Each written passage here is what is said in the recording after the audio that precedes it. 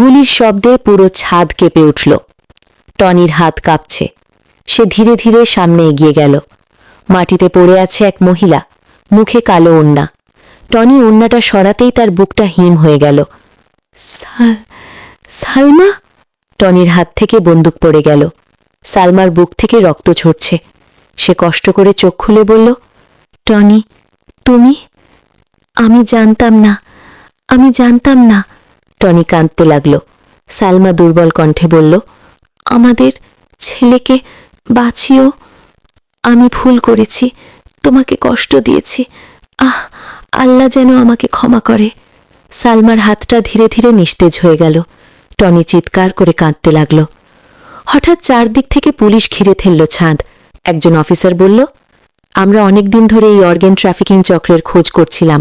তোমাদের দুজনকে ব্যবহার করা হয়েছে। টনি হতবাক হয়ে শুনল, ওই নার্স আর যে লোকটা তাকে টাকা দেবার প্রস্তাব দিয়েছিল, তারা দুজন একই চক্রের সদস্য।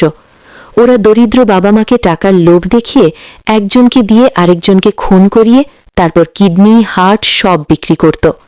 আজ ফাঁদ পেতে পুরো চক্রটাকে ধরা হয়েছে, কিন্তু ততক্ষণে সব শেষ। টনি দৌড়ে হাসপাতালে গেল। ডাক্তার বলল, আপনার ছেলে এখনও বেঁচে আছে, কিন্তু সময় খুব কম। টনি ভেঙে পড়ল। ঠিক তখন পুলিশ অফিসার এসে বলল, তোমার স্ত্রী মারা যাবার আগে একটা কাগজে সাইন করেছিল। সে নিজের অর্গান ডোনেট করতে রাজি হয়েছিল। টনি স্তব্ধ। ডাক্তার বলল, তার হার্ট ম্যাচ করেছে আপনার ছেলের সাথে। টনির চোখ দিয়ে অঝরে পানি পড়তে লাগল। অপারেশন থিয়েটারের লাইট চলছে। একদিকে মায়ের নিথর দেহ, অন্যদিকে ছোট্ট ছেলের জীবন মৃত্যুর লড়াই। 6 ঘন্টা পর ডাক্তার বেরিয়ে বলল, অপারেশন সফল হয়েছে। টনি মাটিতে বসে কাঁদতে লাগল। 10 বছর পরে একটি স্কুলের বার্ষিক অনুষ্ঠান। মঞ্চে দাঁড়িয়ে একটি ছেলে বক্তৃতা দিচ্ছে, আজ আমি যা কিছু আমার মায়ের জন্য। তিনি নিজের জীবন দিয়ে আমাকে বাঁচিয়েছেন। সামনের সারিতে বসে আছে টনি। তার চোখে জল, কিন্তু মুখে গর্ব। অনুষ্ঠান শেষে ছেলে এসে বলল, আব্বা, আম্মু কি আমাকে দেখতে পায়? টনি আকাশের দিকে তাকিয়ে বলল, হ্যাঁ বাবা, তোমার আম্মু সব সময় তোমার হৃদয়ের ভেতরেই আছে।